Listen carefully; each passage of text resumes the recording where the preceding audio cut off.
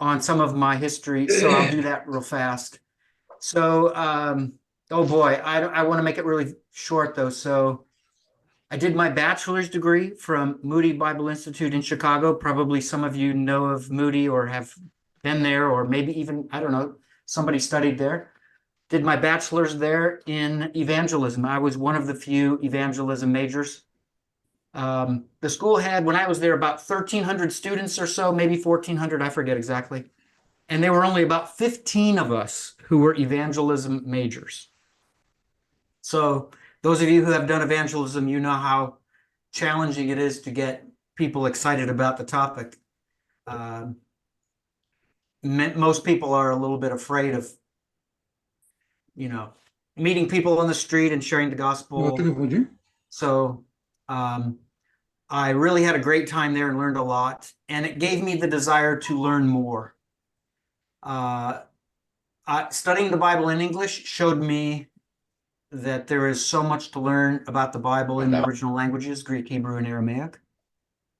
So I ended up going to seminary. I went to a seminary in Southern California, actually. And many of you must know who John MacArthur is, and probably some of you know Grace Church. Some of you know the Master's Seminary. And so I did 2 degrees at Master's Seminary. One of them was a Master of Divinity and the other a Master of Theology.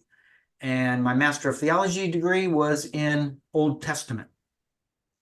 So, and then soon after we finished that second master's degree, we were invited to go to Russia. So we were in Russia for 10 years, my family. I had 2 very young children. One was 6 months old when we left, and one was 1.5 years when we left. And we had a third child while we were there. And we were in Russia for 10 years in Siberia, Russia. It's halfway across Russia from east to west. There are 11 time zones. And the city is called Novosibirsk.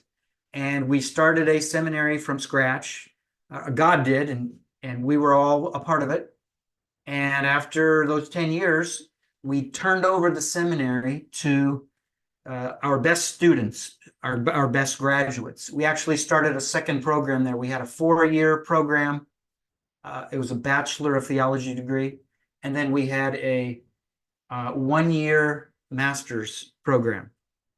1-year master's program. It was a Master of Theology. So the best students who graduated from the Master of Theology program, they took over for us. So they taught the classes. I was the academic dean. So our very best student took over my job. And they're obviously doing a much better job than we would because they're native Russians. So we pretty much turned over everything to them and left. And so we came back to North America. But instead of going to the United States, we went to Canada. And we lived 10 years in Canada for me to get a third master's degree, a Master of Arts in Syro-Palestinian archaeology, which is the archaeology of ancient Syria and ancient Canaan/Israel. And so after that degree, I did my PhD, and that was at the University of Toronto also. A very challenging program, very demanding. And it was only by the grace of God that I was able to complete the program, because it was so demanding and so challenging and so much opposition. And it was a wonderful learning experience for me. I studied, so my major was Syro-Palestinian archaeology. My first minor was Egyptian language. So I studied 3 years of hieroglyphic Egyptian. And that's 2 years of what's called Middle Egyptian and 1 year of Late Egyptian hieroglyphics. So that was my first minor, and then my second minor was Ancient Near Eastern Religions. So that's my educational background. And then while we were in Russia, actually, before we went to Russia, I was an assistant pastor in a church in Southern California. Actually, it was in Glendale. For those of you in Southern California, you may know of Glendale, in the Glendale area. It was really close to Glendale, but that's the biggest city there. And then when we got to Russia, I was invited by the Russians to to plant a church from a Bible study that a missionary had started. So I was the assistant to the president in the seminary. I was the academic dean. So I wrote the curriculum, and I taught more courses than any of the other professors, not because I wanted to, but because the need was there. And then on the side, I was a church planting pastor in Siberia. And that was a big challenge because obviously I had to speak Russian in the church plant there. And that's where I learned Russian the best. So my speaking language is English. I don't know if this once, I'll do that. Okay. So we were there, we were there for 10 years, and the whole time, maybe 8.5 years or so out of that 10 years, I was pastoring in this church plant. And then I turned over the church planting pastoral role to the same seminary student and graduate who took over for me as the academic dean in the seminary. So he became the full-time pastor in the church that was there. So then after I finished my PhD at the University of Toronto, now fast forwarding again to where I left off, I moved down to Texas, where we're at now, and started teaching in a seminary here in the Texas area where I taught for 5 years. And after those 5 years, I'm now teaching adjunct at a college in St. Louis online, but not in person, just online. So all my classes that I teach are online. Hey, Dr. P, I'm sorry Yes. to bother you, but I think after you need to share your screen so that your language will be translated real time. Okay. Yes. So you already set up in your PowerPoint AI setup, Yes. right? Okay, good. Right. Thank you. Okay. So that's the basic background. And so with that, I'll just jump into our slideshow. Although, let's see. This one. Okay, I'll tell you what. I'm going to give me 1 second here. I'm going to save this. So this should come up. You can let me know if you don't see that or if you do see that. So I want to share with you some of my research, which is actually groundbreaking research because of my background in biblical studies and biblical languages. So what I want to share with you tonight is my original research that I did, combining all of the different areas of study in my background: biblical studies, so biblical languages, archaeology of Canaan and Israel, study of chronology, study of what we call epigraphy, which is ancient inscriptions, and also everything related to Egyptology, right? Because Egyptology was the first minor of my PhD. So Egyptian language, Egyptian archaeology. So combining all of these areas, I basically stumbled into evidence of Israelites in Egypt during the 430 years that the Bible says the Israelites lived in Egypt before the Exodus. So with all of that study and stumbling into all of this evidence of Israelites in Egypt, part of the evidence, and this is very important, part of the evidence is related to Hebrew writings during those 430 years that the Israelites were in Egypt. And what it relates to is this: the oldest alphabetic script in the world. It's been disputed as to, all scholars have agreed, the oldest alphabet is of a Semitic language. It's written with a Semitic language behind it. And the question is only, what is that Semitic language? And my research showed me that Hebrew is the Semitic language behind the world's oldest alphabetic script. So for over 150 years, scholars have been wanting to know, how do we decipher this oldest alphabetic script. What's the language behind it, right? In the 1920s, I think 1923, a German scholar named Hubert Grimme published a book where he suggested that Hebrew is the oldest script. But the problem is, at that time, not all of the pictographic letters were identified correctly with their phonetic value. In other words, what consonant, when you look at a pictograph, which is like an Egyptian hieroglyph, you look at a pictograph and you want to know what sound does it make? And it's related to when you see the picture, you think of a Hebrew word, and the first letter from that word produces a consonant, and that the sound of that consonant gives you the phonetic value.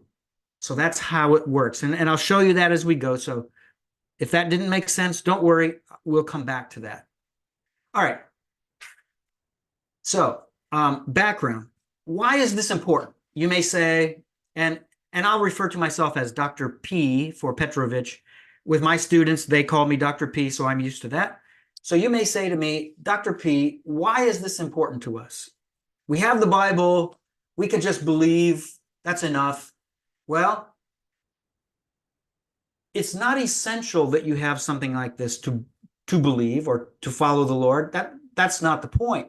But the point is this. We live in a world where history moves forward on a timeline. Jesus Christ was born on a day, in a week, in a year, on the timeline, the absolute timeline. And the same thing is true of his resurrection. And without this actual physical birth and physical death and resurrection of Jesus Christ, our faith is just a great idea.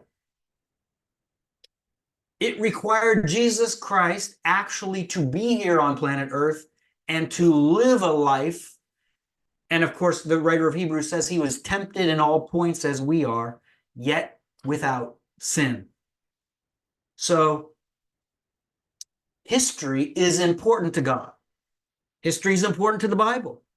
History should be important to all Christians because our faith is rooted in history. Actual events with actual people that happened at specific points in time in history. So if that's true, then the stories we read about in the Bible all of a sudden take on new meaning in a sense, don't they? What do I mean?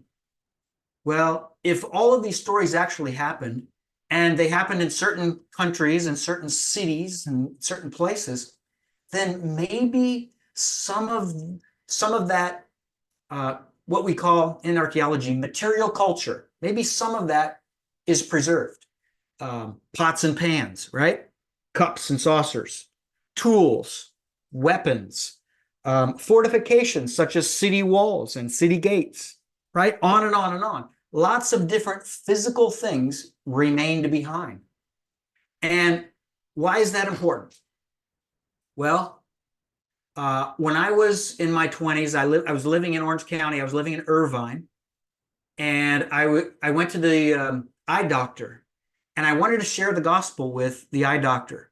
And so as I started sharing with him, I began asking him questions. And I asked if he has a faith. And he said, well, I used to consider myself a Christian. And I said, oh, did you go to a certain church? And he said, yes. And he told me the denomination. And I said, well, why did you leave?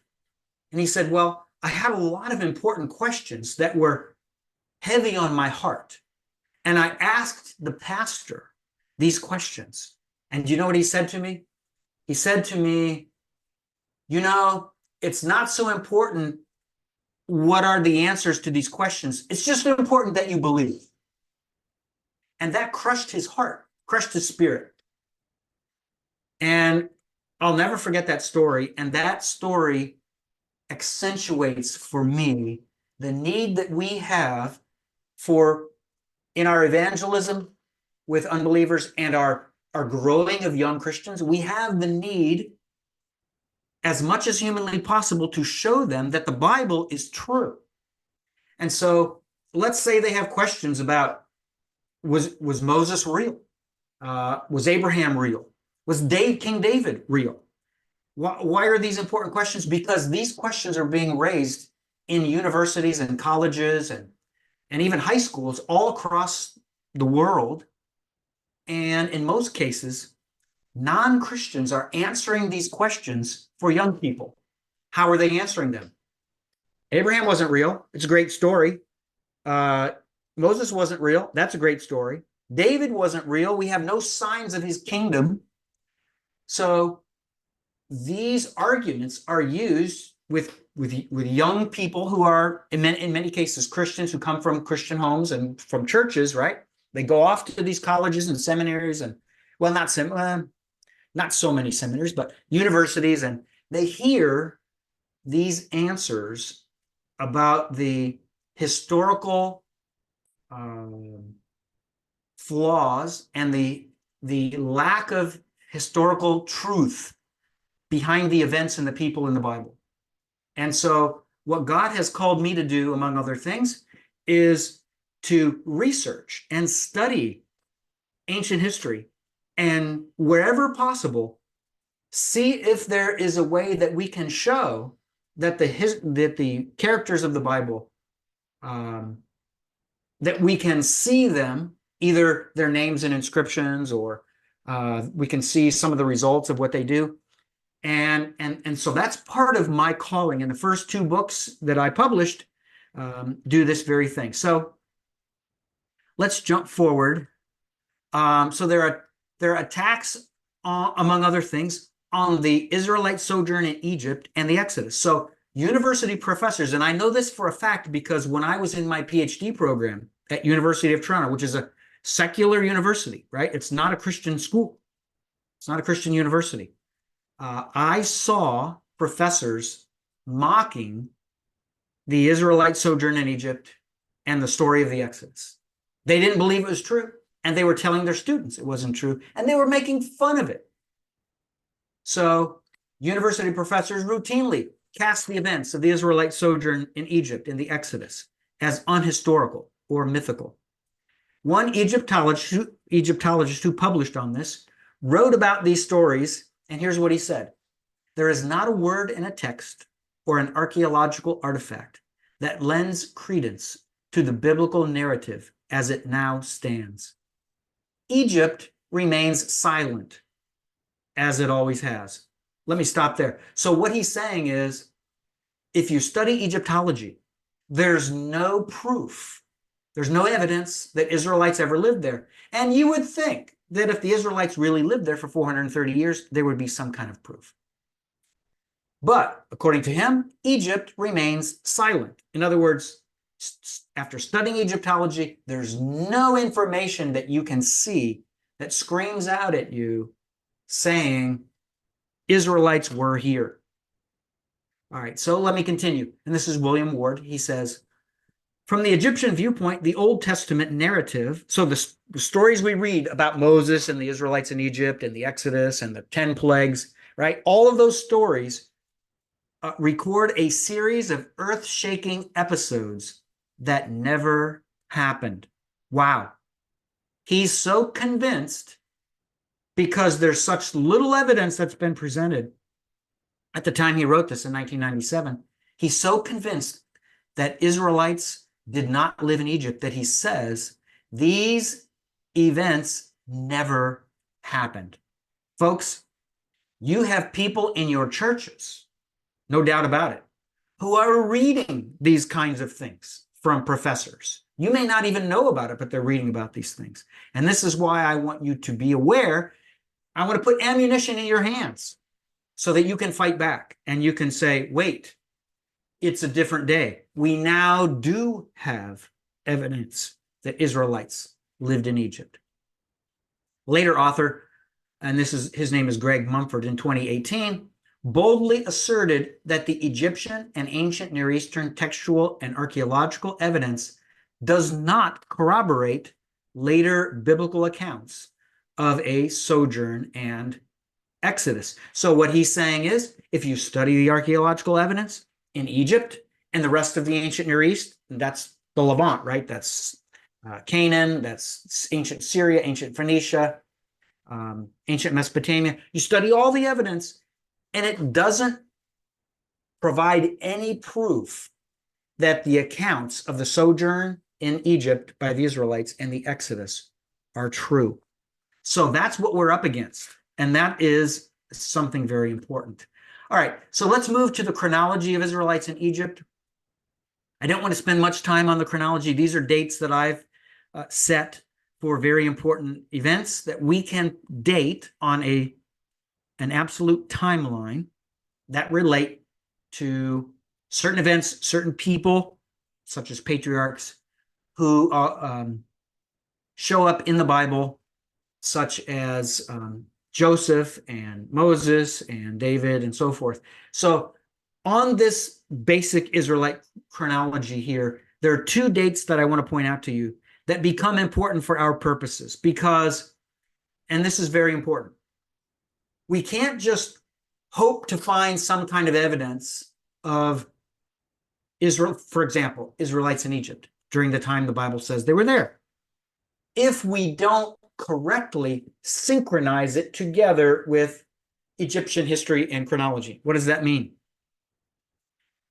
The Bible itself, the Hebrew Bible, gives examples, gives events that are dated. And this is very important, like in 1 Kings 6:1, where it says that in the 480th year after the Israelites left or departed from Egypt, they began to build the first temple. And that's the first temple built by Solomon. So with those kinds of dates, if we can find something in ancient history that can tie us to this absolute timeline, then we have dates we can set that we know when this happened. And according to biblical chronology, if we do that, and I'm not giving you all the evidence, I'm just showing you the results of the evidence, we know that in 967, the construction on the first temple begins. If you go back 479 years and some number of months, according to 1 Kings 6:1, it will take you to 1446 BC. So that's the year of the Exodus, according to carefully studied biblical chronology. If that's true, then we can look at Exodus 12, 40, and 41, where it says that it was 430 years to the very day after Israel entered into Egypt, which means when Jacob brought his family down into Egypt, 430 years after that, that's the year when the Exodus happened. So if we know that the Exodus happened in 1446 BC, we move back 430 years, and where does that take us to on the timeline? It takes us to 1876 BC. That's when Jacob moved his family into Egypt. So those become the anchors for our chronological understanding according to Israelite history. Now, I'm not going to spend the time with you to establish Egyptian chronology and synchronize it carefully with Israelite chronology, but you have to do that. That has to be done. Just for the sake of time, I'm going to skip it. And all of this is recorded in my books. If you ever want to study it, you can study all of those issues in my books and read through all of the details. So those are our two very important dates that we start with. So this is our next question. Is there a biblical precedent for Hebrew writing before the Exodus? In other words, does the Bible actually say to the reader, does Moses, if Moses is the author, I believe Moses was the author. Many Christians and non-Christians believe Moses wasn't the author of the first 5 books. I believe he was. Many of them say that there was no script for the Hebrews to write in, and that Moses had no Hebrew script that he could write the first 5 books of the Bible. Well, really? What does the Bible say? Does the Bible suggest to us that there was writing going on at the time? So can we be certain that the Israelites were literate before the Exodus? If Moses is writing these things for the Israelites, you would expect that they have to be able to read, right? They have to be literate people. Is it true? Does the Bible actually say that? Well, here's the evidence. Exodus 28:4. And so there's several lines of evidence, and here's the first one. And it relates to the stones, the onyx stones on the shoulders of the high priest. So I'm actually going to shift to a laser pointer here. Hopefully you can see that. So if you look on the high priest's shoulders, what you see is onyx stones. And those weren't just normal black onyx stones. Here's what the text says in Exodus 28:4.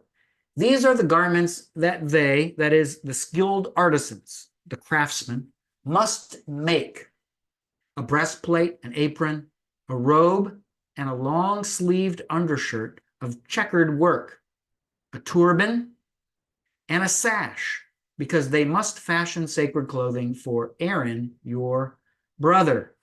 So that's what was instructed. And now we zip down here to another passage a little bit further. Now they must fashion the apron from gold, blue, purple, and scarlet red material, along with fine twisted linen, the workmanship of a skilled artisan. It must have 2 shoulder pieces joined to its 2 ends, so it may be joined. And here it is. You must take 2 onyx stones and engrave on them the names of the sons of Israel.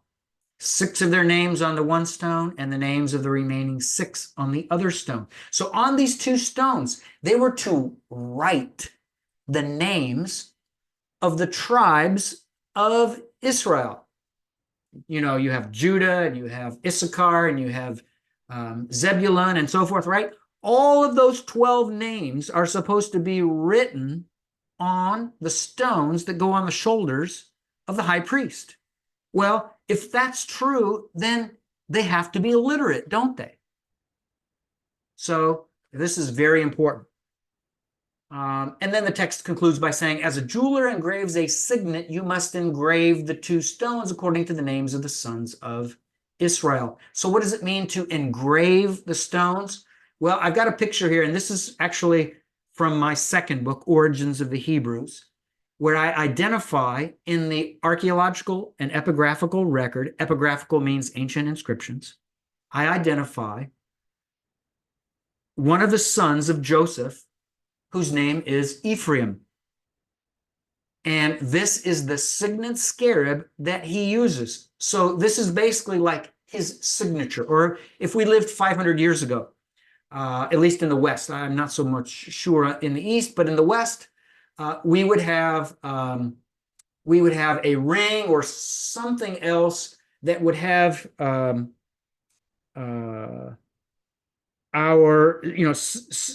name on it, and maybe a scene or something, and it could be used with wax, right? You would take wax and you would melt the wax, you would put it on, you'd roll up a scroll, for example, and you'd put the wax to seal it, and then you would press down with your signet, right, from your ring or whatever it is you have, and you press it down, and it leaves your mark. And now if anyone opens that document, they break the seal. So you can no longer have a perfect seal on it, and they would know somebody looked at it who was not supposed to. Somebody read that scroll or that document who was not authorized. Well, in ancient times, it was the same thing. So Ephraim, Joseph's son, had this as his signet scarab. So what do? You engrave. You take a piece of stone, in this case, it's amethyst. It's beautiful purple amethyst. And you engrave into it with a metal instrument, and you draw, in this case, hieroglyphs. These are Egyptian hieroglyphics. So if that's true, then what God was instructing the Israelites to do is to engrave a signet, right? So this is an example of an onyx stone, what it may have looked like a little bit. Obviously in our day, technology allows you a little bit better skill and beautification probably than in ancient times, but still in ancient times it would have been beautiful too. So this is an onyx stone, And so here they were on the shoulders, and you can see on the left, on the shoulder, well, on either picture actually, on the high priest, that's where those names were engraved. But not only that, there's a second piece of evidence to show us they were literate. They could write. And it was here on the forehead of the priest. So on his turban, he was to have an inscription, and that inscription was to read "Holy to," and then the covenant name of God, which means He who goes on existing. That's the meaning of the covenant name of God. He who goes on existing. Holy to He who goes on existing. So that was supposed to be etched on the forehead. And here's the verse that suggests that this is true. Check that. This is the third example of the literacy of the Israelites. Shortly after the Israelites departed from Egypt, common Israelite people were instructed to write the words of the Shema on the doorposts of their houses and on their gates. What's the Shema? Deuteronomy 6:5. You must love, He goes on existing, your God, with all of your heart, with all of your soul, and with all of your energy. That's what the text says. So they were to write this short verse, on the doorposts of their houses. Wow. Well, if this is true, then it means the average Israelite person was able to write. In other words, writing wasn't just a skill for professional scribes, as it was in many ancient cultures, but every common person had the ability to read and write. That's how simple the original alphabetic script was. It was the script of the people.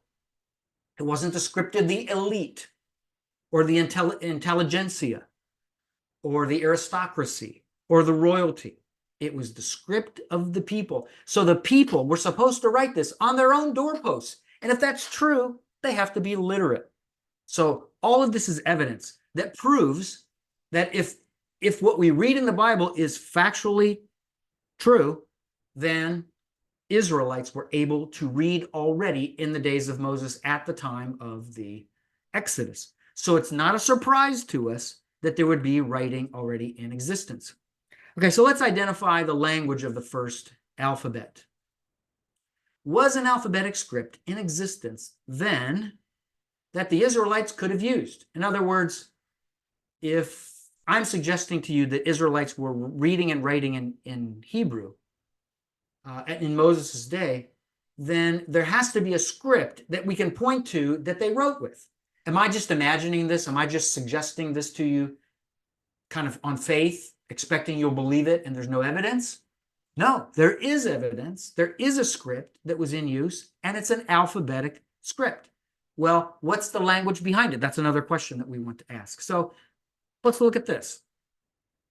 All right, so I've got three images of alphabetic inscriptions from three different time periods, if you will.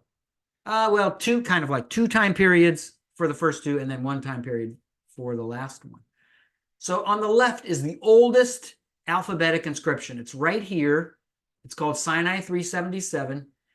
It's from the Sinai desert, because Israelites were there to be a part of mining for turquoise. That was a lucrative industry at the time. And so it was an opportunity to gain wealth, obviously for themselves, and at the same time, maybe even more importantly, for the king, for the crown, for the Egyptian king who ruled over all of Egypt. So Egypt owned Sinai in the ancient world. It was part of Egypt. I don't know how best to say that to you. Technically, Egypt is along the Nile River, right? And a little bit to the east and west of that, but Sinai was part of that, to the east of Egypt. So that inscription dates to 1840 BC. The middle inscription dates to 1831 BC. These are both alphabetic inscriptions in the 19th century BC. And remember, according to biblical chronology, Jacob moves his family into Egypt in 1876 BC. So if this is a Hebrew script and it's already attested as early as 1840 BC, then certainly literal biblical chronology has to be correct in dating Jacob's entry into Egypt to 1876 BC. The third inscription, this is also from Sinai, from a site called Sirbit el-Khadim. It's a vertical inscription and a horizontal inscription. So a vertical column, horizontal line that actually reads right to left first, and then it reads top to bottom second, amazingly enough. So, and that's Sinai 357. So all three of these are examples of this alphabetic script. So yes, there was an alphabetic script already in use as early as the 19th century BC, and it's attested in Egyptian-controlled territory all the way down to 1480 BC, even a little bit after this. And remember, our Exodus date is 1446 BC. So if biblical chronology is right, we have the possibility that from 1876 to 1446 BC, there are Hebrew inscriptions. If it's Hebrew, if this alphabetic script is Hebrew, we have the possibility that Hebrew inscriptions can be found in either Egypt or Sinai or both during that window of time. They shouldn't appear before 1876, and they shouldn't appear after 1446. And what do you know? That's exactly how it works. All right, let's look a little further. So the study of the earliest alphabet goes back to at least the third quarter of the 19th century. That's a little over a century ago, meaning before 1875. AD, right? Not BC, AD. For all of these years since, scholars have been attempting to decipher this alphabetic script. Virtually all scholars agree that the oldest alphabetic inscriptions in the world were composed in a Semitic language. What are the Semitic languages? I won't give you all of them, but some of them include Amorite, Akkadian, Hebrew, Aramaic, Phoenician, and Edomite. Virtually all scholars agree that the world's oldest alphabetic script was taken directly from Egyptian hieroglyphs in the sign list. What does this mean? It means there was borrowing. So some Semitic person, even if you don't agree with me, you say, Dr. P, you're crazy. Your idea, it's a great idea, but it's not true.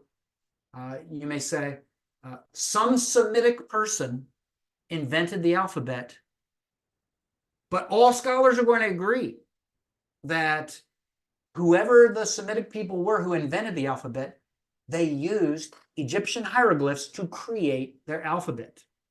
Now, the Egyptian, what we call the sign list. The sign list is the entire list of all of the different hieroglyphs that comprise the hieroglyphic Egyptian script, right? And there are over 800 signs in the Egyptian sign list. Over 800.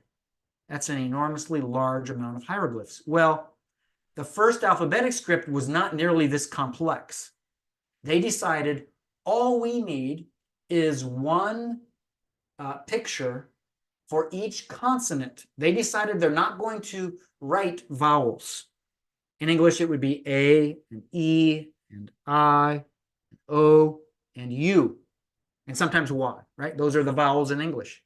So the ancient Semitic people who invented the alphabet decided, no, we're not going to use any pictographs to write the vowels. We're going to assume people can understand by reading the consonants what the vowels are going to be that you know to speak, but are not in written form. So all they needed to do is come up with 22 pictographs or pictures for the consonants in the Hebrew language. At the time, there were only 22 Hebrew consonants. So that's how many signs they used in the sign list.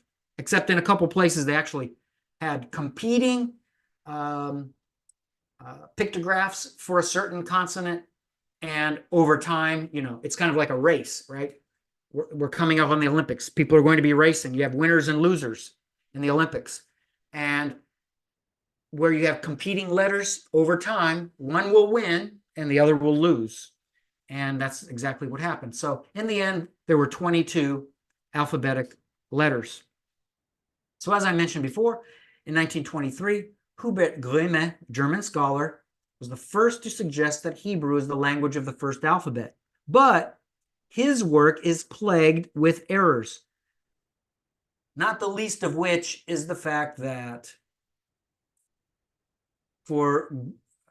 that Grimme did not correctly identify the phonetic value for every pictographic sign, every letter. Some of them he was correct, others he was incorrect. So because of that, his translations really are somewhere between very imperfect and impossible. So what is the language behind the world's oldest alphabetic inscriptions? And of course, you know already what I'm suggesting the answer is to this. There's a secular Egyptologist of the 20th century who wrote this in 1916. Listen to this, 1916, over 100 years ago. Until recently, Phoenician was held by most scholars to have been the actual parent from which the Greek and the Sabaean, with their offshoots and its own, ultimately spring. In other words, in Alan Gardner's day, as he was writing in 1916, he was telling his readers, we used to think that Phoenician was the parent language, so that Phoenician is the language behind the origin of the alphabet, right? But Gardner is saying, now we know better. And folks, listen, this was known over 100 years ago. And yet people today still think, commonly, many people think that Phoenician is the oldest alphabetic script, or that Phoenician is the language of the inventors of the alphabet. But there are problems with this. For example, number one, the oldest Phoenician inscription dates only to late in the 10th century BC. 10th century BC. You know who lived in the 10th century BC? King David, King Solomon, Rehoboam, etc., right? That's the 10th century BC. That's the century when we have the oldest Phoenician inscription. Nothing older than that. But as I just showed you, we have inscriptions in alphabetic script that go back to the 19th century BC, 900 years earlier. So how can Phoenician be the oldest, be the language behind the origin of the alphabet? Second problem, the alphabetic Ugaritic script that's related to the site of Ugarit, which is in ancient, it's along the coast, the Phoenician coast. So basically it's on the Eastern Mediterranean. It's north of Israel, right? But on the coast, a little bit on the west. The city of Ugarit. The alphabetic Ugaritic script, which does not even use pictographic letters, is attested on inscriptions from the 13th century BC, thus predating Phoenician by 3 centuries. The oldest alphabetic inscription, which does use pictographic letters, as I showed you before, dates to the middle of the 19th century BC. And therefore, it predates Phoenician inscriptions by a whopping 9 centuries. So if you believe Phoenician is the oldest alphabetic script, you're out of step. You're behind scholarship. You can believe it if you want, but you're behind scholarship. And therefore, my research led to the unanticipated discovery that the world's oldest alphabetic script is Hebrew, which means, of course, that Hubert Grimme is correct. What he wrote in 1923 is correct.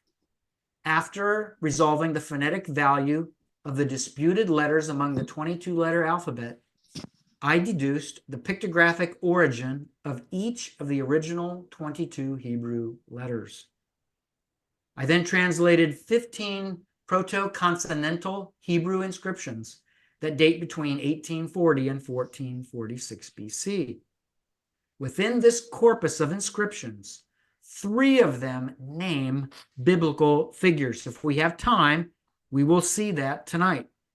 1, Asnath, the wife of Joseph on Sinai 376. 2, Ahisamach on Sinai 375a. He's the father of Aholiab, one of the 2 men that God appointed to build the tabernacle in the desert. And 3, crazy as it sounds, Moses.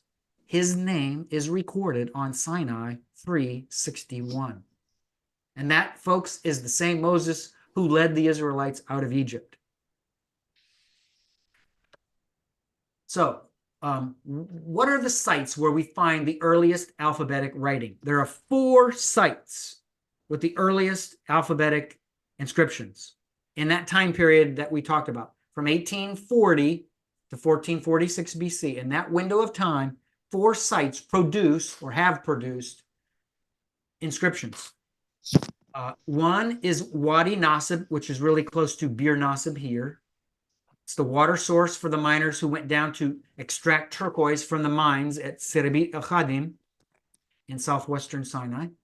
2 is Wadi el-Hol down here, and this is in Egypt proper, very close to the Nile River. This was a military outpost that guarded travel down the Nile River. 3, Lahun, the site to where Joseph moved after he was elevated to Egypt's vizier. I won't prove that to you tonight. It's all proven in my second book, Origins of the Hebrews. So that's number 3, Lahun. And then number 4, Sirabit al-Khadim itself right here, also in southwestern Sinai. That is the second of these 2 sites where Egyptians extracted turquoise from mines. And the first site is called Maghara, which you actually see on the map right there. It's written Maghara. That's the oldest site where they extracted turquoise. But in Joseph's day and in Moses' day, mainly Sirabit al-Khadim is where they were extracting turquoise, because Maghara, basically, it was exploited completely. There were, as far as they knew, there was no more turquoise to be found at Maghara, and that's why all of the expeditions went to Sirabit. So here are some of these alphabetic inscriptions on the far left. This is my drawing of an alphabetic inscription, Sinai 349, also dating, excuse me, to Moses's day. So roughly, not an exact date, but roughly 1480s, anywhere between 1490 and 1446 BC, somewhere in that window of time. Alphabetic inscription. Then look in the middle. Middle inscription is a cuneiform tablet. Well, it's expected that's a cuneiform tablet, but it's actually not written in cuneiform script, which is using wedge shapes to make what we call syllabics, which are syllables, a consonant and a vowel together, or a consonant, vowel, consonant together.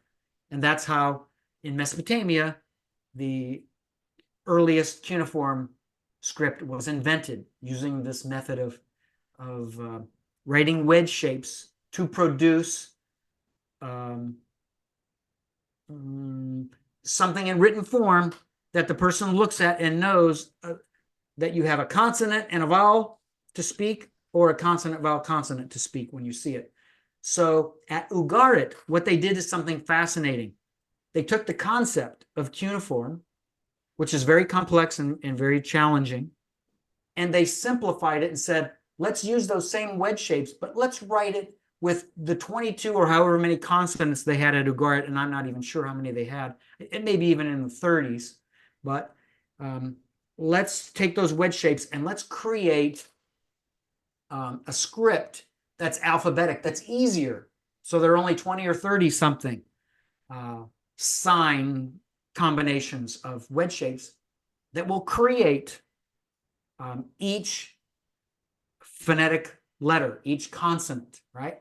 So they created this hybrid script using two systems, two scripts, and merging them into one. It's a fantastic scheme.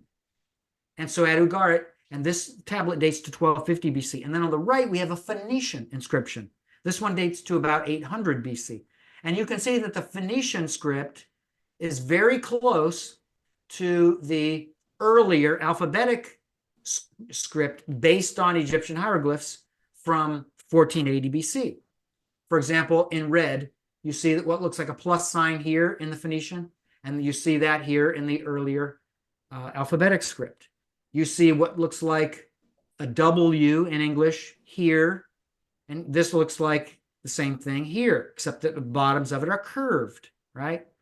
You see what is technically a shepherd's crook or a shepherd's staff, and here on the earlier inscription, you see that very same picture. It's a shepherd's staff. So it's exactly the same.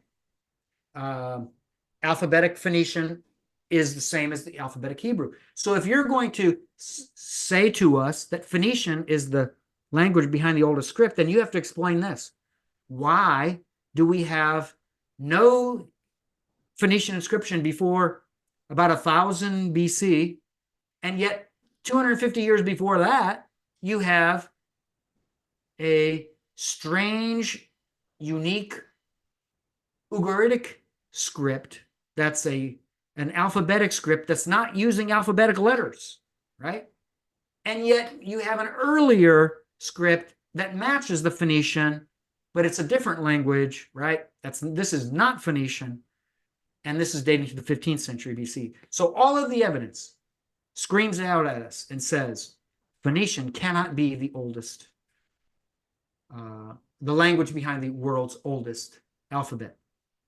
So my research became publicized. So when I was studying all of these things, a film came out called Patterns of Evidence, Exodus, The Exodus, by Tim Mahoney. I don't know, some of you may have seen it.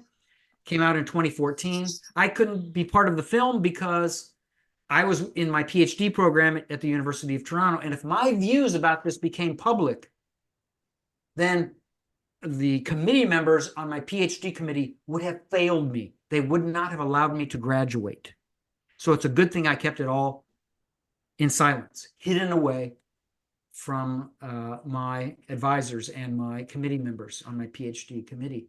So I published my book later in the same year as I completed my PhD in 2016, published by Carta, called The World's Oldest Alphabet. Hebrew as the language of the proto means first. Consonantal means it consisted only of consonants, not vowels. Script, the first alphabetic script. So this is the book. The only way to buy it now is through Carta in Israel. You have to order it from them. But I think they still have copies. Then in 2019, after my PhD is done and my book is out, Tim Mahoney heard about my book, and he was going to be making a second film about the Exodus and the journey to Mount Sinai and so forth. But when he heard about my book, he decided this isn't going to be about Mount Sinai and, where is Mount Sinai? No, he said, I changed my mind. It's going to be about the historicity of Moses and the Hebrew script that he would have used to write. So when he learned about my book, it changed his film producing. And so he put out as a different second film, The Moses Controversy. And I appear in this film and several others. And basically, we talk about this, this view that Hebrew is the language behind the world's first script. So let's connect the Israelites to the first alphabetic script. So we start by going to the place where Jacob moved his family in Egypt. Where is it? It's in the Nile Delta, and it's right inside this area here, a site in the northeastern Nile Delta called Avaris. The ancient Egyptian site of Avaris, which covers more than 165 hectares, is located in Egypt's eastern Nile Delta, about 40 miles or 65 kilometers to the northeast of modern-day Cairo, in an area that the Bible calls the land of Goshen. During most of the second millennium BC, Avaris served to connect Asia to Africa, both by sea and by land, because this city controlled the primary flow of traffic and commerce between these two continents. There was no more strategic location in all of Africa, at least in the ancient world, than the site of Avaris. So wouldn't you know, God would put the Israelites in the most important place in all of Africa, as it relates especially to entry into Asia. So once you go into Sinai, you're officially now in Asia. All right. I'll tell you what, folks, this is a good time for a pause for a break. So let's take a 5-minute break before we continue. So go ahead and grab something to eat or something to drink or stretch your legs, and we'll come back in 5 minutes. See you then. Okay. Thank you. Mm-hmm. Hey, Dr. P. Yes. We plan to screen the movie Pattern of Evidence, Exodus part, next Monday to these students, to these people. Uh-huh. We translate into Korean language and put it as a subtitle. Wow. Nice. AI. Yeah. Wonderful. So my question, can I ask you a question? Yes. So yeah, I'm not sure about the the relationship between the alphabetic Hebrew 1480 BC and then Ugaritic alphabetic Ugaritic, that is a 1250 BC, and then alphabetic Phoenician 800 BC. Okay. So you're saying that the it is changed from the originally it was from the alphabetic Hebrew and then changed it to alphabetic Ugaritic and then changed to alphabetic Phoenician. That's what that is, or it is independently exists, this letter independently. Okay, good question.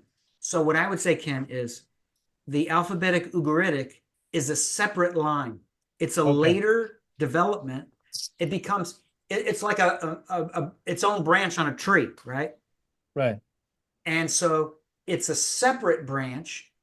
It's related in concept because behind it is an alphabet, the concept of writing an alphabet, but it looks different. It looks very different. It's completely of a different type, right? So what I'm suggesting is that the Hebrew alphabetic script, it continued. It never stopped. It never died. It never ended. It continued.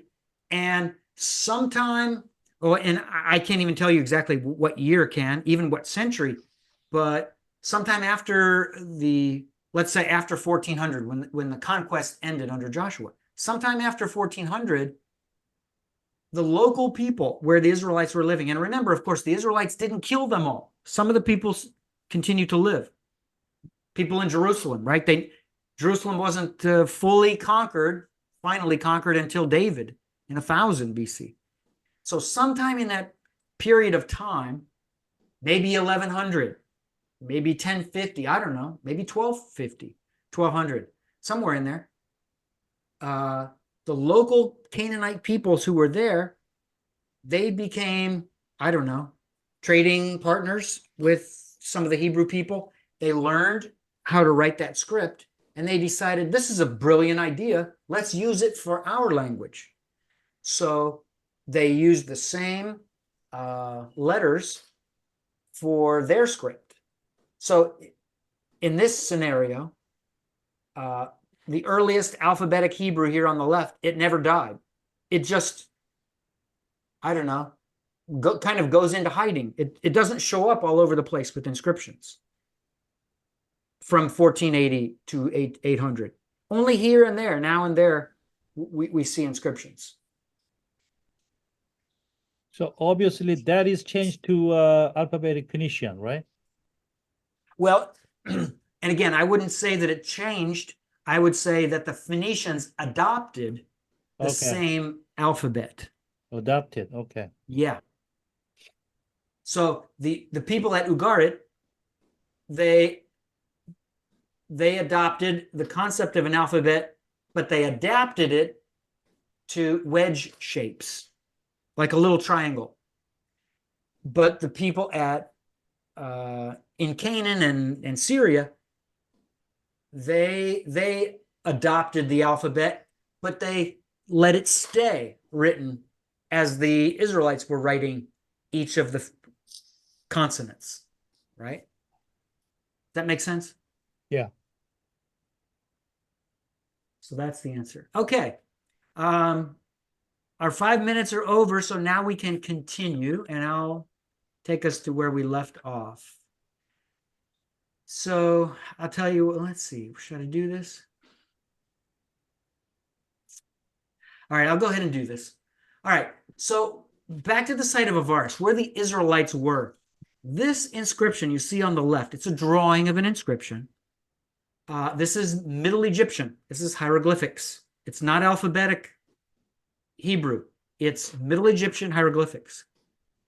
And this is a very, very important inscription. It's on what we call a stela. Stela looks like in the United States, maybe in the 1800s, the 19th century, we have what are called tombstones that are shaped. They're made out of stone. They're maybe 3 or 4 feet high, or I don't know, whatever, 2 or 3 feet high. And they go up, and at the top, they're rounded. They're flat on the side, flat on the bottom, and rounded on the top. We call this a tombstone. So this stela from Egypt, it looks like one of these old tombstones from United States history, and other places probably too that have such a thing for tombstones. So this stela dates to the 5th year of the reign of a certain king named Sesostris III. And in my book, Origins of the Hebrews, I try to prove that Sesostris III is the famine pharaoh. What does that mean? It means that the 7 years of famine in Egypt, when Joseph was made second in command, he was a vizier. During that time, the king sitting on the throne, his name is Sesostris III. So this inscription dates to his reign. And oddly enough, his reign begins in the same year as the famine begins. So the 7 years of abundance ends, right, when God allows great prosperity in Egypt. So all the growing they want to do, they can grow all the plants and grain and everything, right? And they store it up in their storehouses. And then in the famine, they can use it as inventory, as surplus, to be able to make up for the fact that in those second 7 years, they hardly can produce anything because the famine is so terrible in the land. So, and this inscription is dated in the upper right here. It says in the renal year of 1, 2, 3, 4, 5. So year 5.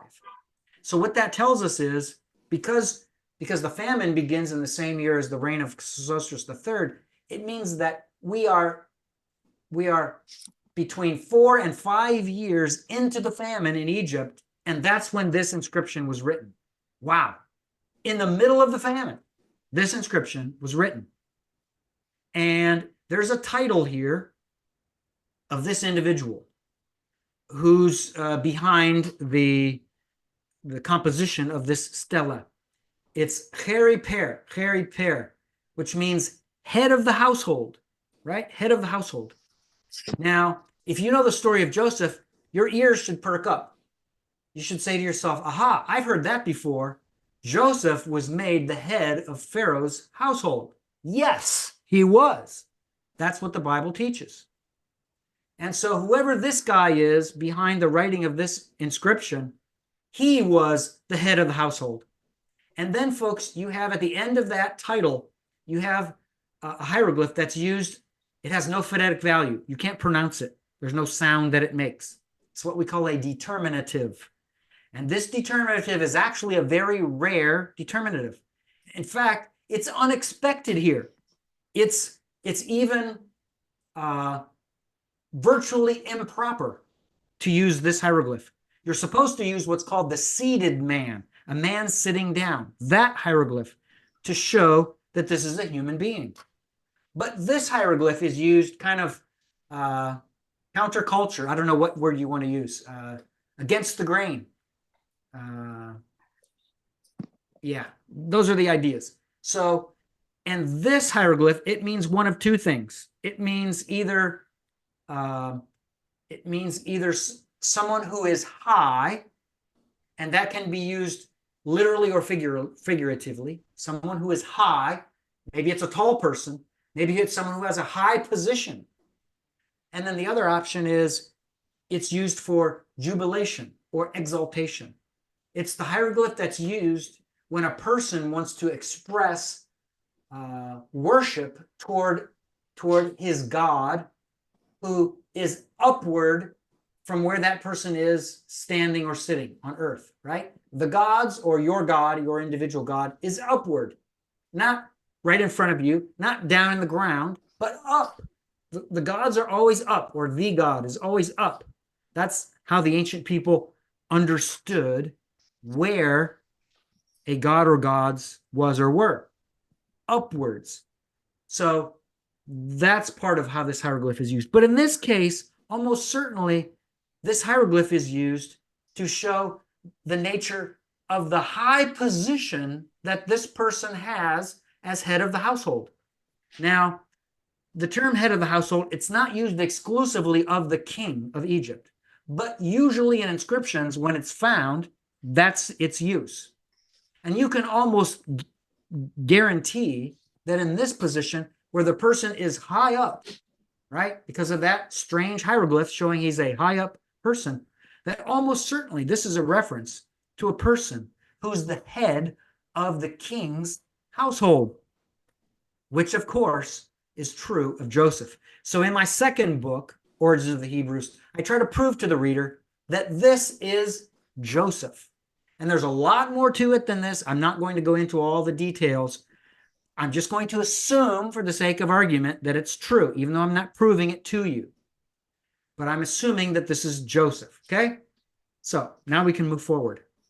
So yeah, in my book, Origins of the Hebrews, 2021 book, published by New Creation out of Nashville, Tennessee in the United States. In this book, it's the only book ever written that attempts to use physical evidence to prove that Israelites lived in Egypt for 430 years, as the Bible says, during the time of the sojourn, the Israelite sojourn in Egypt. All right, so Serebit El Khadim, let's talk about that site, because that's where we're going to see inscriptions in both Middle Egyptian and in alphabetic Hebrew. Serebit El Khadim is the site of one of two turquoise mines in southwestern Sinai that were exploited in antiquity by the Egyptians, who traveled there on either annual or occasional mining expeditions. Sometimes they went every year, sometimes they went once every few years, maybe every 10 years. So it varied in ancient history. Whenever they could afford it and had the manpower, they would send a team to find turquoise and mine it from these two sites. These expeditions led to a lucrative industry that continued from Dynasty 12, that's the dynasty of Joseph's lifetime, until much, much, much later, Dynasty 28, and began even earlier at the nearby site of Maghara, which I mentioned before. God used this industry as one of the ways by which he blessed the Israelites financially. So in Joseph's day, when he was still alive, under his son Manasseh, they took expeditions down to Serabi Achadim, and actually Manasseh is the one who did the writing. He inscribed these stelae with what happened in that year's expedition, right? He told the story, who was there, what they did, what they experienced, and so forth. And at the bottom of all of these, he would draw a drawing and include a caption. And we'll see that in a few moments. But before we get there, I'll just mention this. Do you remember what we saw here on this stela from year 5 of the famine in Egypt? So this would be what, what's the year? 1873 or so BC, somewhere in that range, 73, 72 BC. So remember that hieroglyph with the person with the arms pointed up? Well, we see that some years later, a couple of decades later, we see that on inscriptions, in this case at Magharah, in year 2 of the next pharaoh, Amenemhat III. Amenemhat III came into office into power with his father. He ruled with his father, Sesostris III, the famine pharaoh. They ruled together.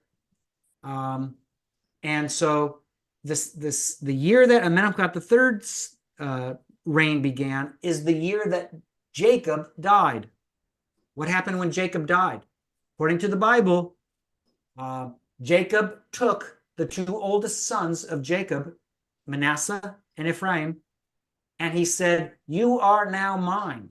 You're no longer your father's or your mother's child, you're my child."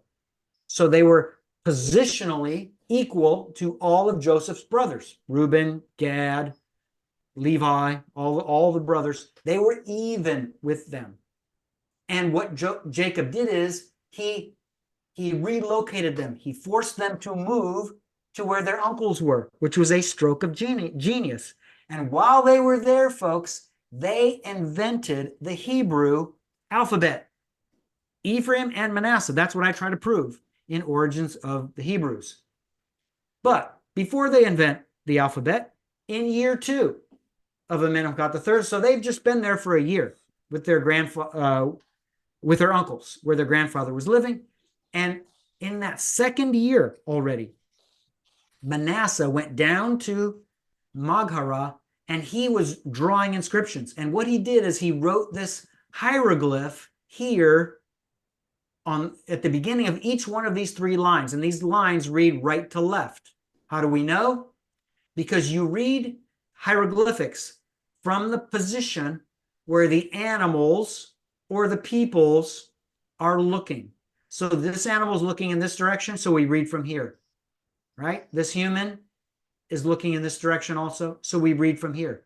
So these read right to left.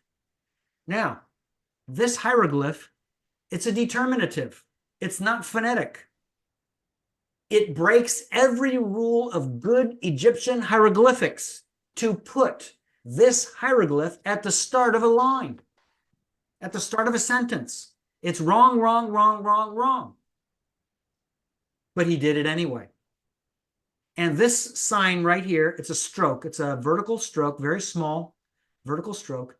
That tells us that the hieroglyph here is to be taken as what we call an ideogram. An ideogram.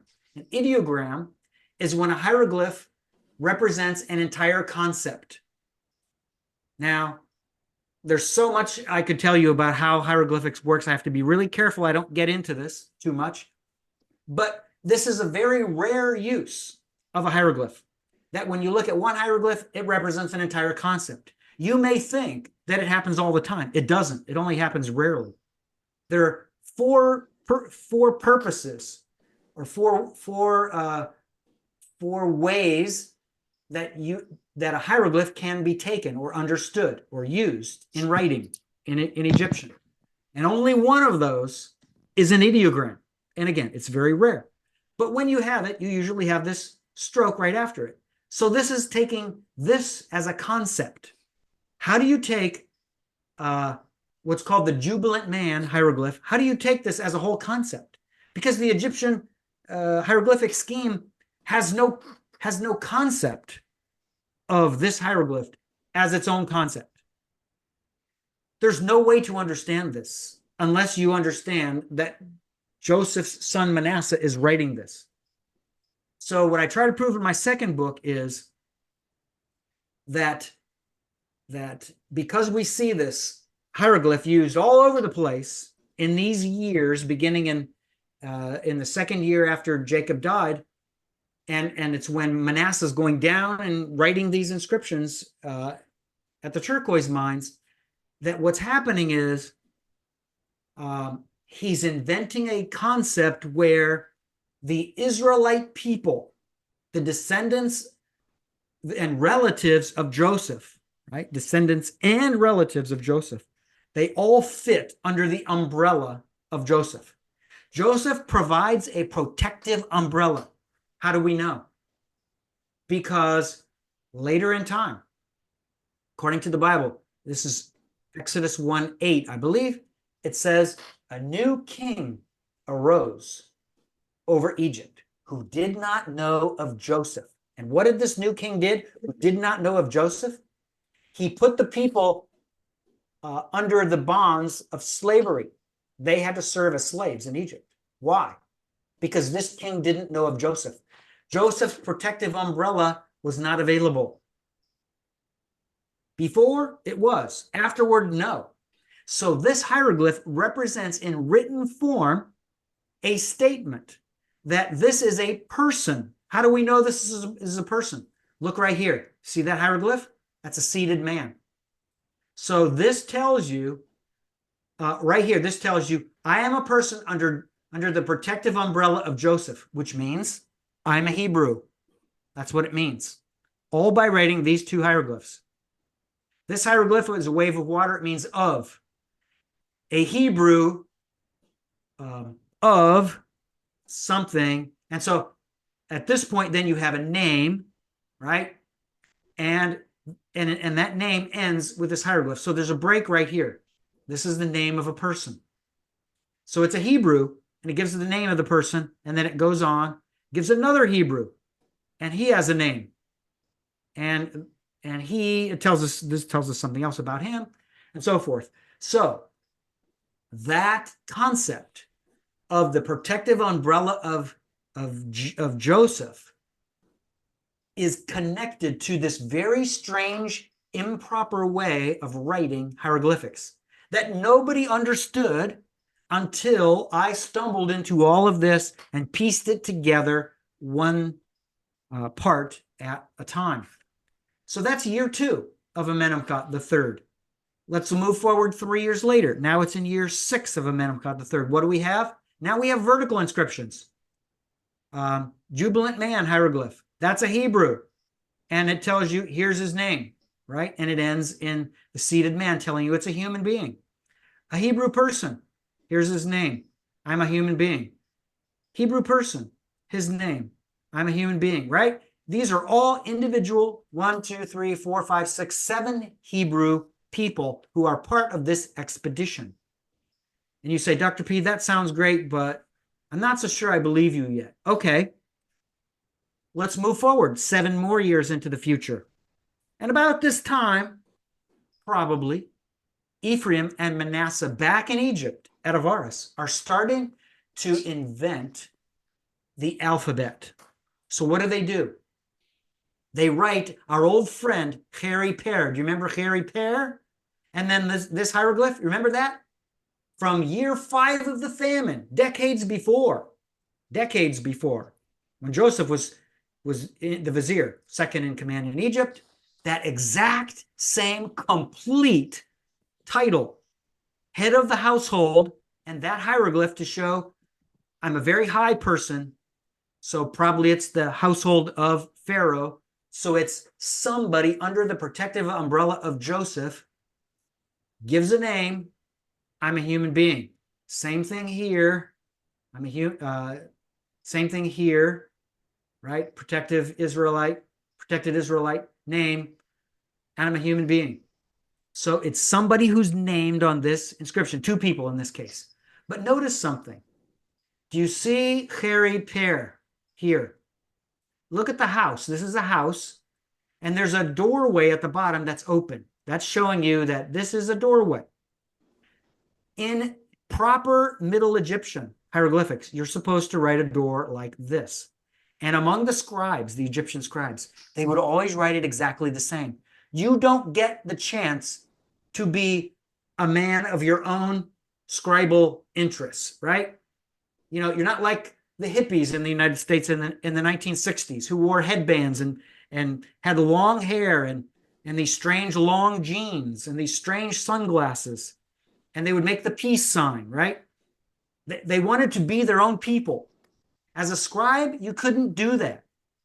It was terrible, wrong Egyptian writing to do this. So scribes never departed from correctly writing hieroglyphics. So this is how you write a house. It's like a rectangle. But what does, and in this case, it's Manasseh, right?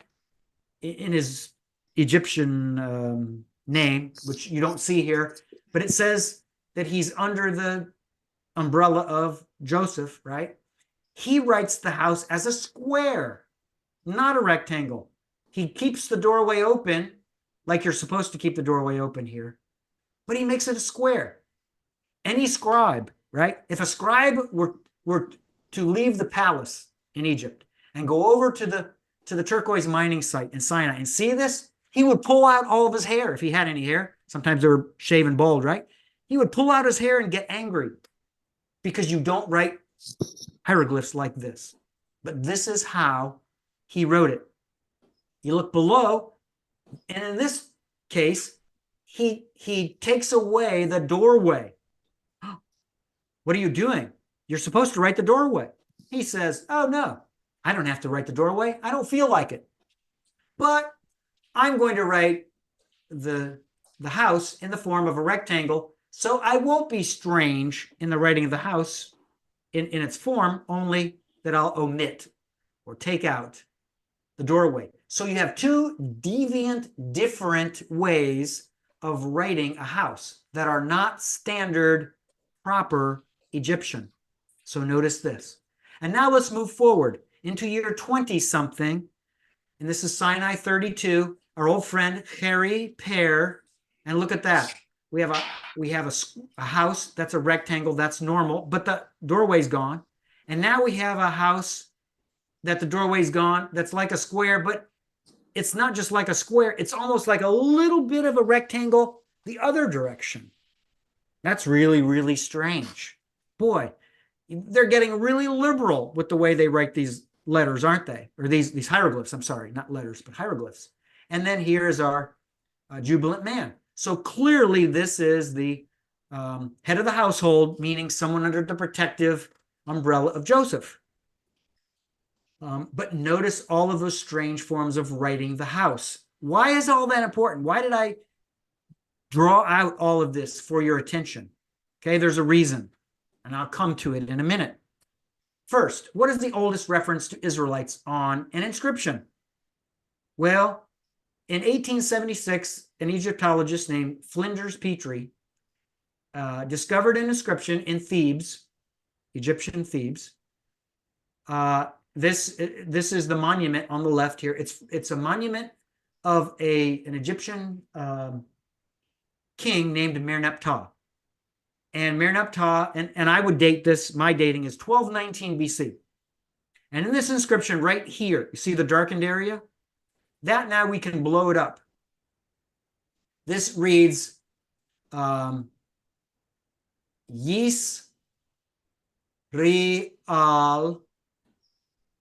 and then we have determinatives, right, that have no phonetic value. So Yisrael, what does the Yisrael mean? Israel. And that's how it reads in the text. Israel has been turned into waste. What does that mean? Ha ha. This is like any Jew hater throughout history, right? Any hater of the Jewish people. He says, I, as the great king of Egypt, have turned all of the Israelites into waste. They're all dead and gone. Well, well, well. Today in 2024, are the Israelites gone? Are they dead? No.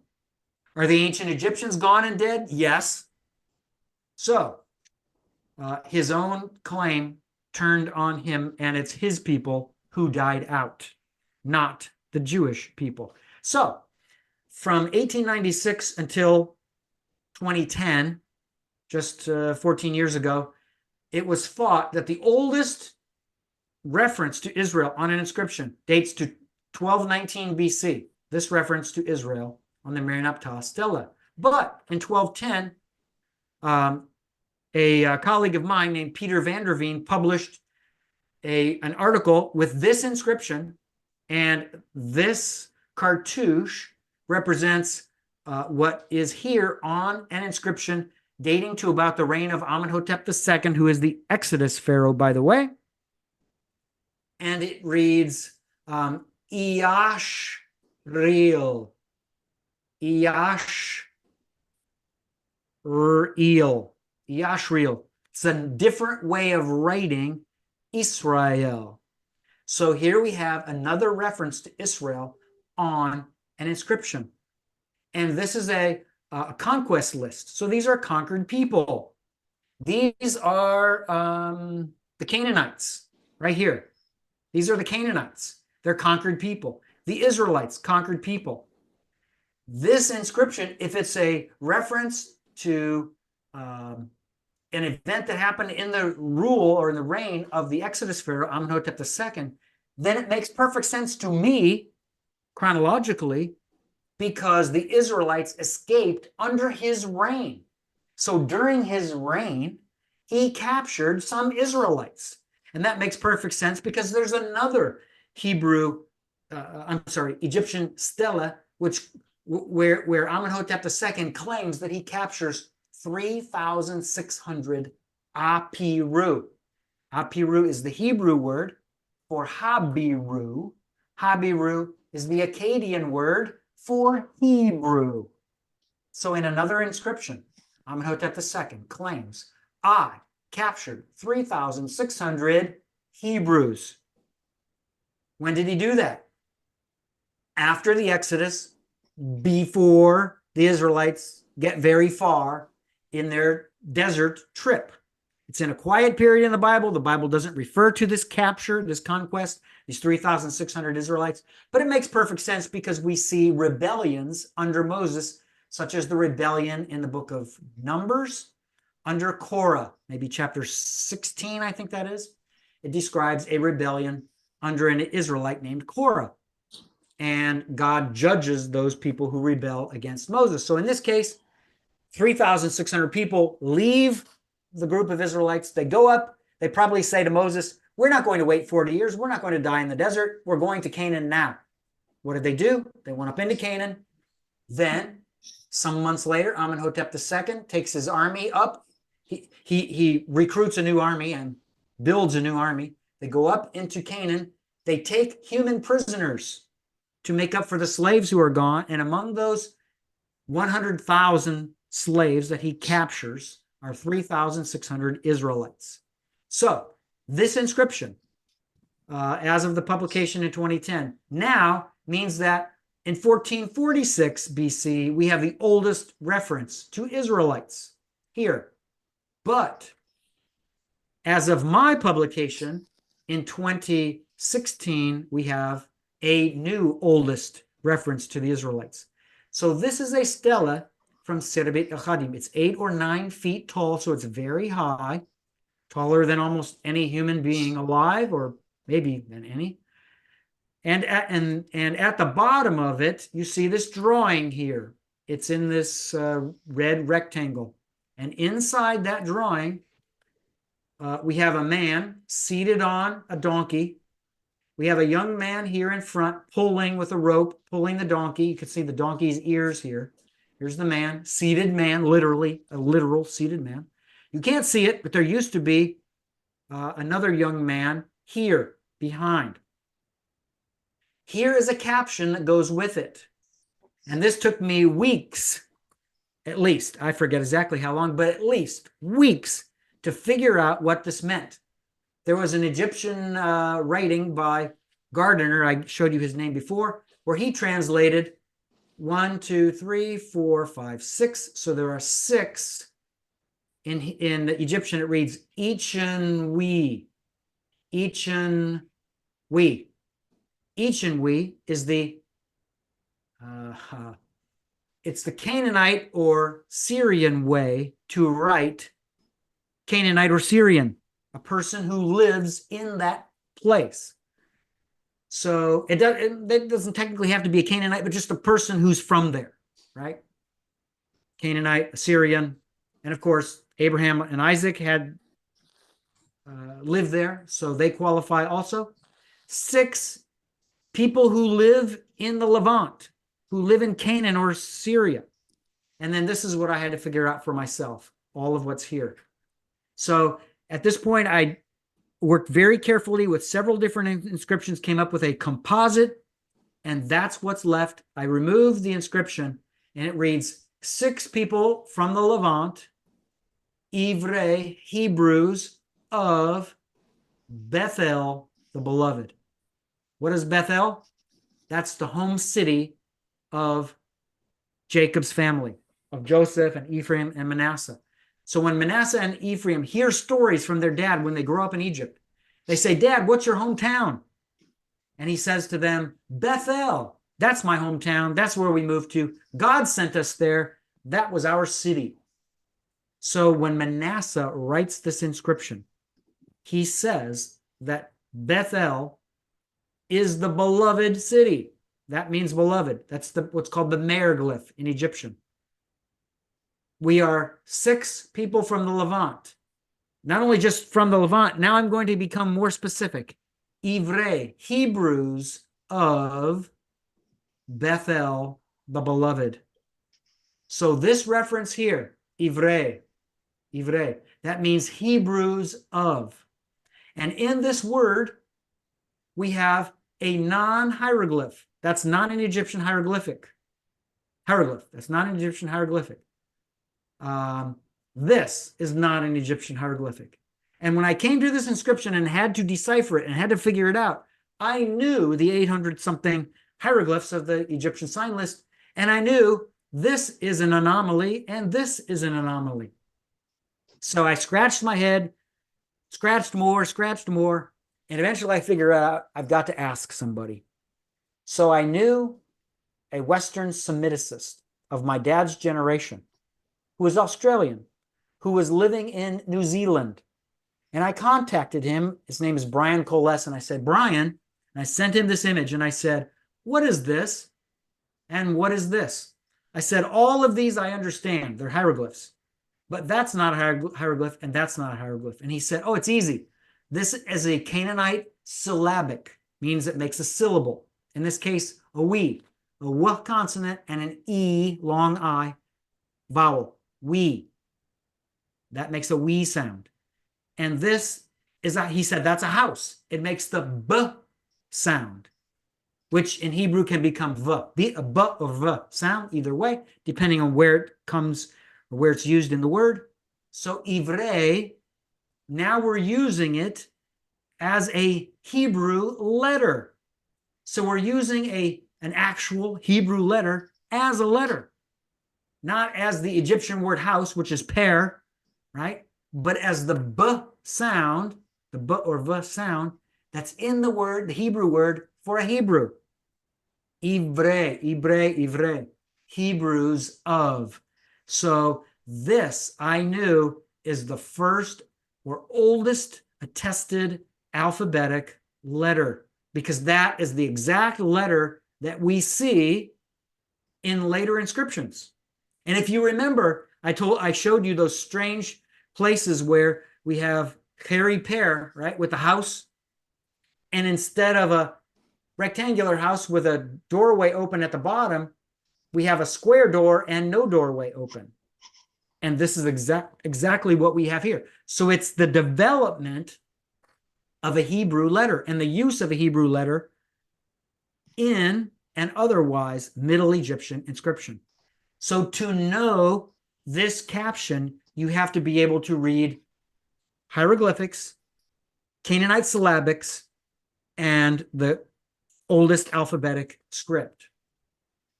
And so when Brian Coles told me all of this, I realized I need to study 150 years of scholarship for Canaanite syllabics and the earliest alphabetic script. So I had to do that. I spent months studying, reading everything I could, all of the scholars' works who went before me. And I asked Brian Coles, tell me all the scholars. And he gave me their names, some of the writings. And then I just started this reading spree, finding every book and article I could. So that's the inscription with all of the final things for English readers to see phonetic value, how to write it in Hebrew, how to write things in Canaanite, how to write it in alphabetic letters, and so forth. And what are, like what is this weapon here? This is a narrow-bladed axe, type 1 from Middle Bronze Age 2A. So I describe all of the things related to the important components in this drawing and caption. So all of that to say, now, as of 2016, the oldest inscription referring to Israelites is this, the Hebrews inscription, where it reads that there are 6 Hebrews of Bethel, the beloved. Okay, so let's now connect the alphabetic script to Hebrew. How does the script work? Well, we start by drawing a hieroglyph that's going to become a letter for us. And my drawing skills stopped at about 10 years of age, right? So this is how I draw a boat. This beautiful drawing is my way of drawing a boat. So when you see the boat, let's say English doesn't have a script, but we are going to invent a script. We're going to invent it just like Ephraim and Manasseh, the sons of Joseph, invented the Hebrew script. We're not going to use vowels. We're going to use what's called a continuous script, so there's no spaces between words and there's no punctuation. All of those easy, helpful tools are gone. So we write this boat, and so we're just going to pronounce the B sound, because when we see the boat, all we're going to think to pronounce is the B consonant. Then we write a second hieroglyph that's going to become a letter for us, and we know that this is a door. In English, I see this, I know the word door, so what do I say? I pronounce the D sound. So we have D. And this is going to become one word for us. B and D. So what could it be? Well, you have choices. In English, you have a lot of words that can work. You have a bud, which is a small little part of a flower that when it blossoms, it comes out. That's a bud, a flower bud. Or you have bid. If you're in an auction, you bid on something that you want to buy in the auction, a bid. Or you have bad. You know, your little child was very bad last night because he disobeyed you. Lots of options. So that's a challenge. That's a problem. Now we're going to write this script like Hebrew does. Hebrew writes nouns first and adjectives second that follow. It's kind of like Spanish. Una camisa blanca. Camisa blanca. Camisa is a blouse. Blanca is white. White comes after blouse in Spanish. So we do the same thing. So this is going to be a noun. These 2 letters. And then, so the first letter of our adjective is going to be a B. Then we have the second letter of the word is going to be a gate. So we see a gate starts with a G letter. It makes the G sound. So we can write a G here. So this is a noun. This is an adjective. So what does it say? Well, again, it can be a lot of options, but the one I chose is this. If we have a short E sound, it makes the eh sound. So we have bed, right? Bed, b, d, bed, bed, and then b and j. If we put a vowel in here, that's a a short I vowel, I. Then we have the word big, right? Big. So we have big bed. And in English, we have to transpose this, put the adjective first and the noun second. So we're left with big bed. So that's how we create an acrophonic, what's called an acrophonic alphabet. That's what Ephraim and Manasseh did to invent the first alphabetic script. So what did they use? Egyptian hieroglyphs, because they're pictures. All they had to do is draw something that a Hebrew person could look at that and know what it is, right? Like we said before, if they draw a square, they know it's a house, and the Hebrew word for house is bayit, so it makes the b sound in Hebrew. So this is my master chart to show you how the original alphabet works. First column on the left. These are all of the Hebrew letters as they were written from the Babylonian captivity until today. Hebrews in Israel today write letters formally like this. Aleph, Beit, Gimel, Dalet, Hey, Waw, Zayin, Chet, etc. Right? And this column, second column, I'm projecting back in time when this was first invented in the 1840s or 1850s BC, right in that range, by Ephraim and Manasseh. They wrote the Aleph letter like the head of an ox or a cattle, like that. The B sound, it's the house. Now, there were two options. There's this regular, what used to be a rectangular house that's turned into a square house. And then there's this, what's called a hut, H-U-T in English. It's like a shack that you would have in, I don't know, out in nature. If you were to build a little house out in nature, in English, we call it a hut. So that's a hut. So that's the hieroglyph for a house. That's the hieroglyph for a hut.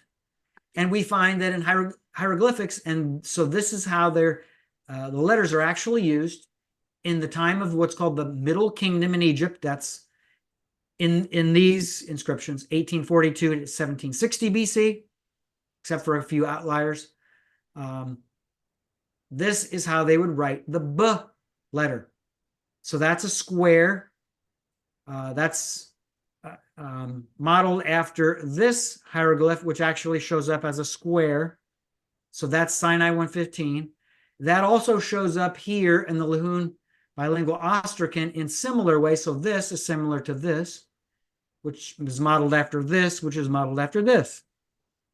Then here in Wadi Ohol 1, we have the hut, and that's following this model, the O4 hut hieroglyph, which is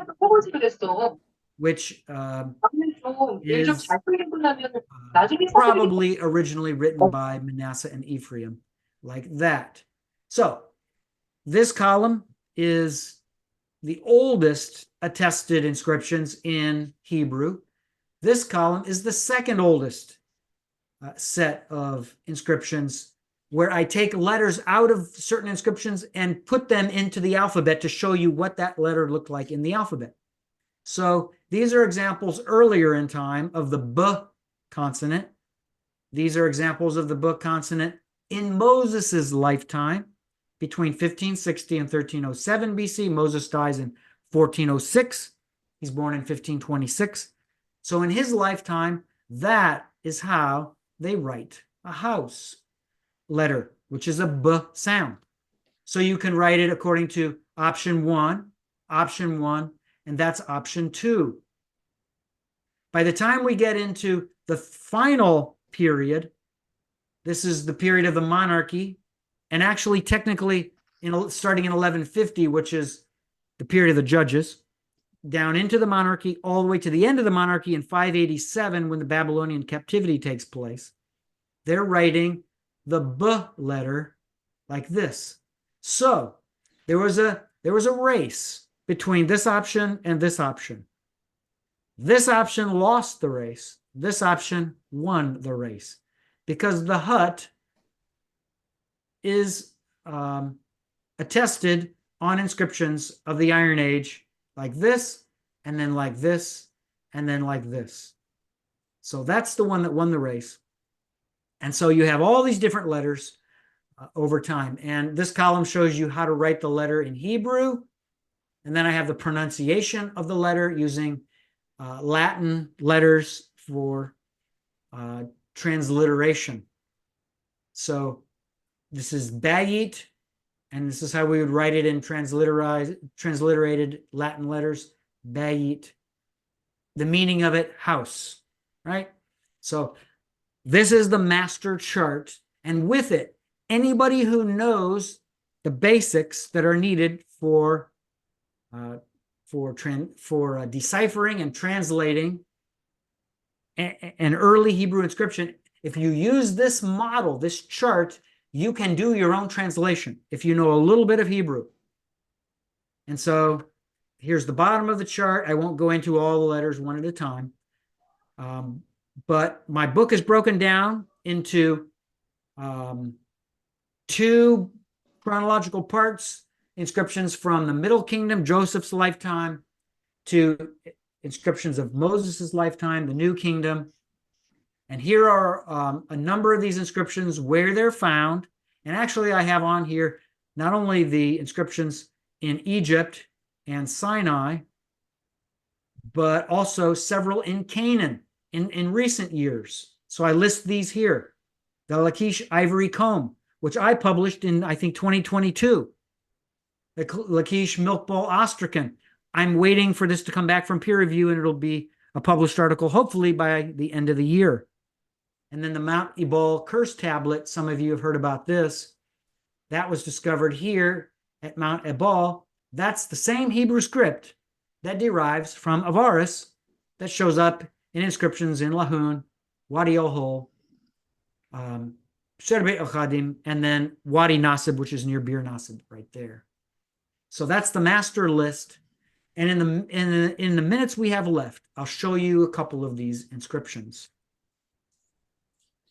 I'm going to skip that one. I'm going to skip that one. I'm going to skip that one. And I'll come to this one, Sinai 376. This is really fascinating because it mentions a biblical figure. It was found at Wadi Nasib. You remember where that is, in Sinai. So here is the actual photograph, a very high resolution black and white photograph. And so I had this to work with. Here's the first vertical column, second vertical column, third vertical column, fourth vertical column. And you can't tell, but there are actually a couple of letters here. And I didn't realize that until I translated all of this. And this letter here, I realized, is the first letter of a word, but there's no such thing as a word with one letter. So I said, there has to be more. So I looked very carefully under high magnification, and I could find there were two, I think it's two letters here. So, one letter here. So it becomes a two-word letter. So now, once I've drawn in all of the letters, I can take away the photograph, and now as an epigrapher, I can decipher this inscription. And sure enough, these are all letters that I know. It's the B, this is the T, this is the K, this is the R, this is the N, this is the Aleph, which makes a guttural sound, this is the S, etc. Right? So I then could decipher this inscription. And here's what you get at the end. This is the word house, B and T, Bayit, the house of Kerem. So the house of the vineyard of Asnath. Asnath. Now, if I were doing a, what do you call it? A trivia contest with you, I could say to you, does anyone know the name of Joseph's wife? Probably none of you would know. I didn't know it by memory. But when I was translating this inscription and I realized this had to be a person, I decided to try to look this up in the Hebrew Bible to figure out who this person is. Does this person have a name in the Bible? And sure enough, there's only one person in the entire Bible who has this name, Asnath. It's Joseph's wife. The inscription dates to about 1772. Joseph dies in about 1804, 1805 BC, and he lived 210 years. This is 40 years after that. So this is 150 years after Joseph is dead. Well, it's probably not Joseph's Egyptian wife. She's probably dead. So what that tells me is probably this is a posthumous reference to Joseph's wife. And that means after she is already dead. How does it read? The house of the vineyard of Asnath and its innermost room were engraved. They have come to life. They have come to life. So what happened? Well, there had to be a vineyard. In a vineyard, you grow grapes. The other lucrative industry for the early Israelites, besides mining for turquoise, was distribution of wine. Distribution of wine. They were middlemen in a wine selling operation on a massive scale where wine that was made in Canaan and Syria and Phoenicia was transported down into Egypt through Avaris, and the Hebrews who were middlemen made a fortune on this distribution of wine, and that evidently was distributed into Africa. So Egyptians and maybe, I don't know, Libyans and Nubians to the south, these various African peoples, they were buying the wine that was made in Canaan. So it's no surprise if they actually make their own vineyards. They grow their own vineyards in Avaris because they're wine sellers. So when you make a vineyard, what do? Well, to protect your vineyard, probably in the middle of your vineyard, you make a house. I know this to be true because when I lived in Russia, my Russian friends, especially the older ones, they had what's called a summer dacha. And that means a place outside the city where they would travel, usually by bus, or if they were wealthy enough, they would have a car. Most of them didn't have a car. They would travel there in the summer, and they'd spend the summer there growing their garden for the summer. Why? Because they depended on that garden to survive throughout the winter. They would grow and harvest potatoes and cucumbers and carrots and other things, right? So to protect their garden while it was growing, they had to build a house in the middle of the garden. That's exactly what was done here. Somebody out of Avaris, some Hebrew, built a house and grew a vineyard there and potentially made wine. I don't know. I assume they made wine, but certainly they made grapes and either ate them as grapes or made wine from them. So the house in the middle of the vineyard and the innermost room of the house were engraved. That means, just like we saw before, you take an instrument and you carve words, or you carve drawings or pictures of something. And that's exactly what must have been done. The house was beautified. How? By engraving it. Maybe on the outside, maybe on the inside. For the innermost room, certainly on the inside, because that's where the person actually lived. And the innermost room, it's where your bed is. It's where maybe your most important business decisions are made with your colleagues or your business partners, right? So in the innermost room, you would draw things to make it beautiful. So the person who comes in sees the beauty and appreciates the beauty in your innermost room. So that's exactly what would happen.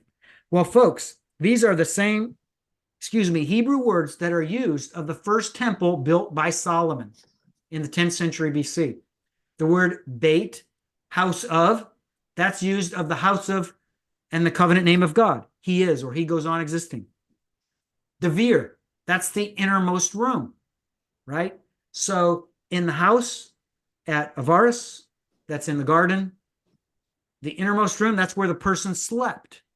Well, that same word devir is used of the Holy of Holies in the sanctuary of the temple. The Holy of Holies is the devir, and that's the word that's used on Sinai 376, this inscription.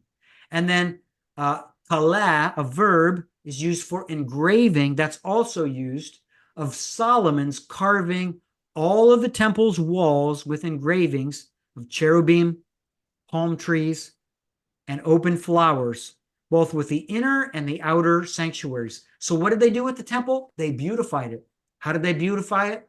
They carved engravings in it to make it really pretty. And they did the same thing hundreds of years before, in 1772 BC or whatever year, with the house of the vineyard. And it's a vineyard that's named after Joseph's wife, Osnath, who was dead by this time.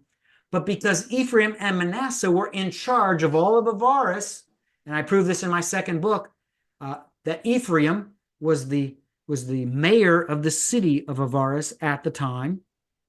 Because they were in charge, they named the vineyard after their own dear mother, Osnath.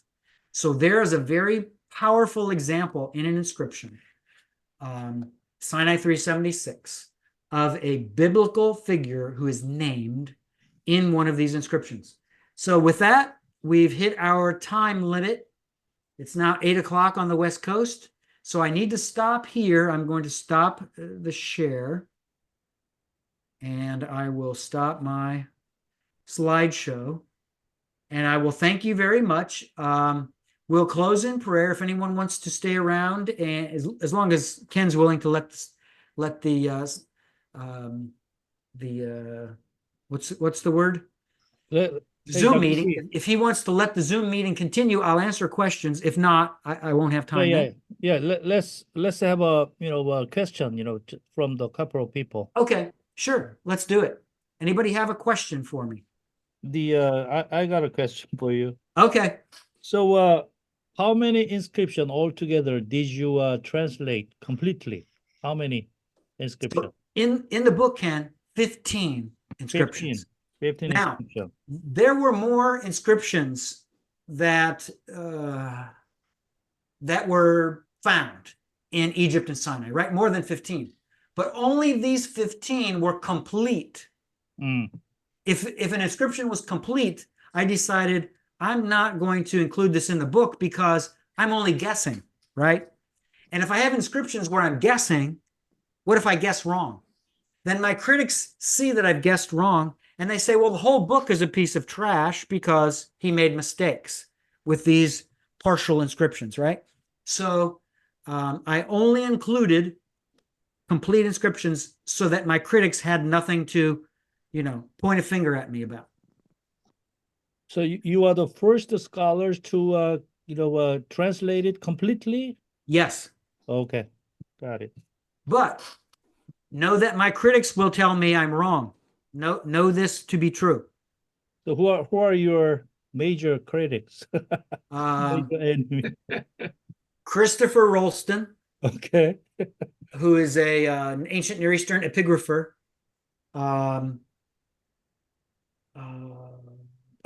Late Exodus advocates, David Roll and did he support you? No. Although, well, he doesn't support me, but he supports that this is Hebrew.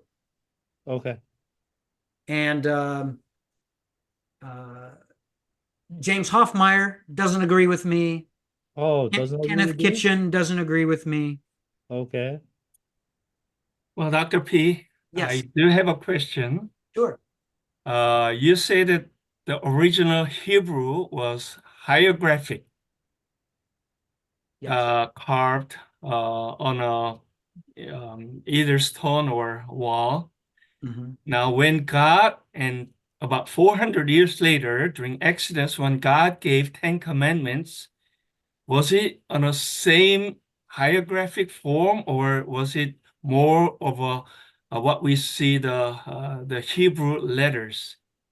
So over time, there was a process, a natural process.